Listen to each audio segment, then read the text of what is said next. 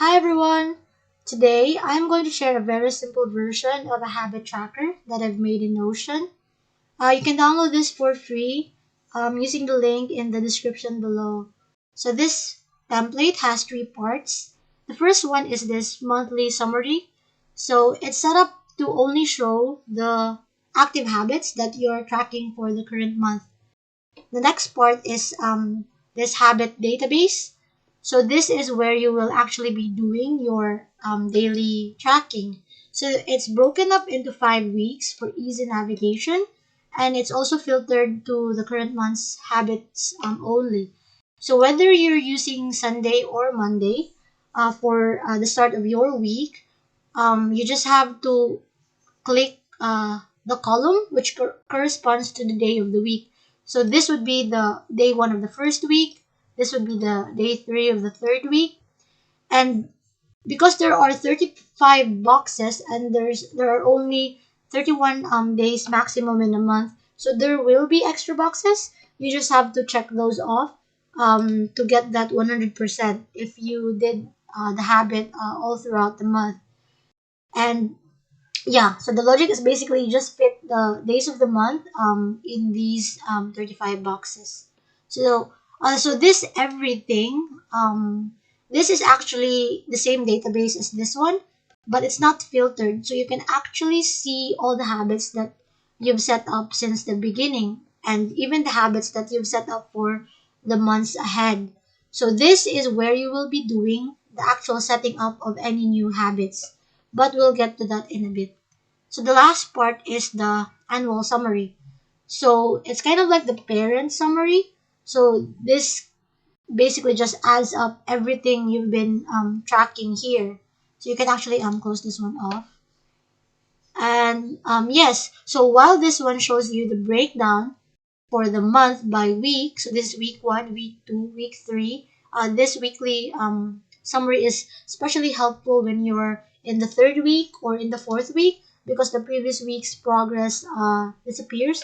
So you can see it here in one go. While this one adds up all the weekly progress and sum them up by month. So you can see this is especially nice if you're like in July or August or September and you can see how you were doing in the past. So yes, I think it's very easy with this. It's very easy to see which habits need more work and which habits like you're actually doing well at. So how to actually set up the habits? When you receive this template, you actually just receive this one. So I removed all the other stuff because they might not be applicable to you. But basically, yeah, this will serve as an example that you can use as reference.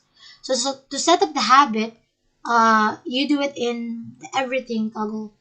So for example, this month, February, so you have to use a prefix, so 2 for February, so 3 for March, 4 for April, and so on. So you have to do this because this will make it easier to match this to the month you're tracking when you set this up in the annual summary in the bottom.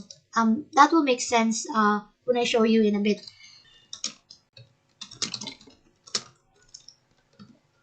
So example, this habit for February.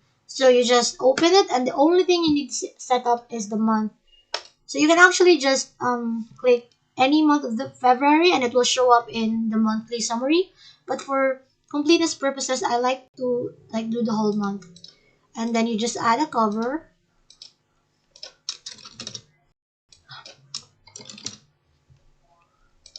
and then that's it. So when you and then you can close this if you're done setting up because you actually just need to focus on this one. So when you make this when you make your daily updates, so the progress gets added here. But to add it into the annual summary, you actually also have to set this up. But this one is very easy as well. So you just click new and then the habit that you were tracking. So you don't have to put any prefix here because this is like the parent summary. So this is where all the monthly habits get like totaled or summarized. So Korean vocabs. So add a cover. I was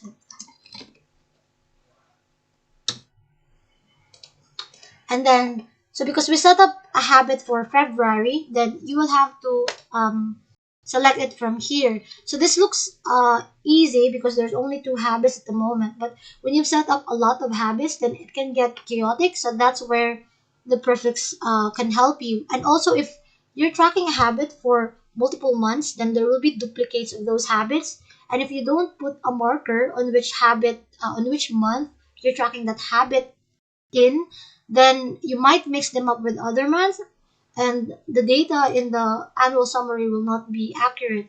So that's why you have to use the prefix. So for this one, just choose this one.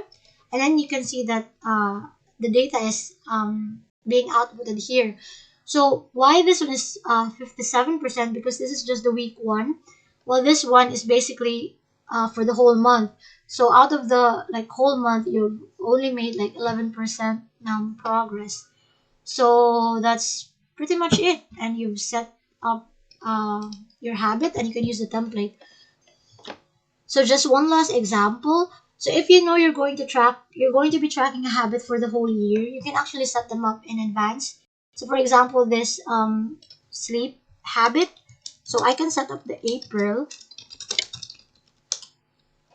as well, and even for the rest of the months if I want to. So for this purpose, I'll just set up the April and make sure to always set the cover because this is what will show up in the monthly summary. So the cover always makes it look more pretty. So it will show up here.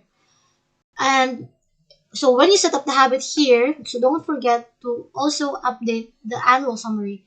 So we set up the April one, so we also have to add it on the here under the April. So if you don't, like I said, so this one has more entries. So if you didn't put the marker, then you'll have 4 copies of 7.5 hours of sleep. So if you mix it up, like for example, if I put the March here, then I'll actually get the March data. Oh wait, I'll use February because it has data already. So if I use February here, then you can see that the data from February is also reflected here, which is totally wrong. So that's why it's important that you mark the habits with, that's why I marked them with numbers to easily see that this one is basically the April one. So when I do that, then it gets added here. So the easiest way to check is this is week one. So if I like make any progress here, so we can see it here because this is just the current month, but we can actually see it in the annual summary. So if you can see in the April, there is already some progress. But yeah, we're not in April yet, so I'm going to delete that. So basically, that's it. So I'm not sure if this is the most efficient way. I'm fairly new to Notion. So if you have any suggestions on how to make this better, then please feel free to let me know. And yes, so I'm sharing other templates. Hopefully that will be useful. So if you have any suggestions or any templates you would like to see in the future, then you can actually comment them down below. And if you want to be notified, then also subscribe and hit that bell notification. But yes, that's it. So I hope you find this template helpful. And if you have any questions, let me know as well. And yes, so this is Raya signing off. See you next time.